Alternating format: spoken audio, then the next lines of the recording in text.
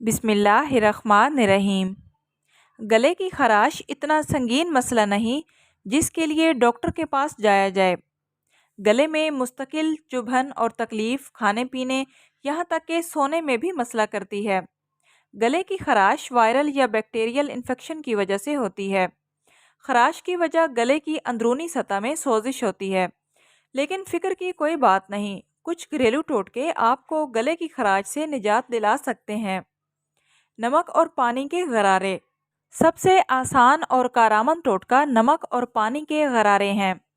पानी को इतना गर्म करें जितना आप बर्दाश्त कर सकें, फिर इसमें 1 चाय का चम्मच नमक मिलाएं, इस पानी से गरारे करें और फिर कुल्ली कर दें। हर 2-3 घंटे के बाद ये अमल दोहराएं। गरारे गले के अंदर हो जाने वाली सूजन को कम करके गले को साफ करेंगे। शहद। शहद को गले की खराश के लिए मीठा तरीन टोटका कहा जा सकता है। कच्चा शहद अपनी एंटी इन्फ्लेमेटरी और एंटी बैक्टीरियल खसूसियात की बिना पर जाना जाता है। ये गले की खराश की वजह से होने वाले दर्द और खांसी को कम करता है। सबसे बेहतरीन तरीका ये है कि आधा कप गर्म पानी में 1 चाय का चम्मच अदरक पाउडर, शहद और आधे लीमू का रस शामिल करें, या आप सिर्फ कच्चा शहद भी इस्तेमाल कर सकते हैं। लेकिन 1 साल से कम उम्र बच्चों को ये ना दें, क्योंकि इससे इन्हें पेट के मसले होने का खतरा होता है। चिकन सूप या यखनी।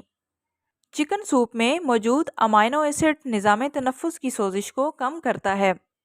हड्डियों की यखनी तवानाई से भरपूर होती है और तबीयत को ठीक करने में मदद देती है। गर्म यखनी पीने से गले की खराश में आराम आता है। इसी तरह चिकन सूप भी गले की सोजिश को कम करके नमी फराहम करता है। सेब का सिरका। एसिटिक एसिड सेब के सिरके का अहम जुज़्व है। ये गले में तह बनाकर बैक्टीरिया का खात्मा करता है और जरासीम को दूर करता है। ये बलगम को बनने से भी रोकता है। पेपरमिंट की चाय। पेपरमिंट में मौजूद मेंथोल गले को ठंडक पहुंचाता है और बलगम को ख़त्म करता है। पेपरमिंट की एंटी इन्फ्लेमेटरी और एंटी बैक्टीरियल खसूसियात गले की खराश और खुश्क खांसी को ख़त्म करती है। इसके लिए आप पेपरमिंट की चाय या पेपरमिंट ऑयल का स्प्रे भी इस्तेमाल कर सकते हैं। लहसुन। जब हम लहसुन को कूटते हैं तो इसमें से एक कंपाउंड इलाइसन खारिज होता है। इलाइसन इन्फेक्शन को ख़त्म करने और सोजिश को कम करने में मदद देता है। इसके लिए आप लहसुन के जवे को चूस सकते हैं। इसके अलावा ज़्यादा बेहतर नताइज के लिए इसे चबाया भी जा सकता है।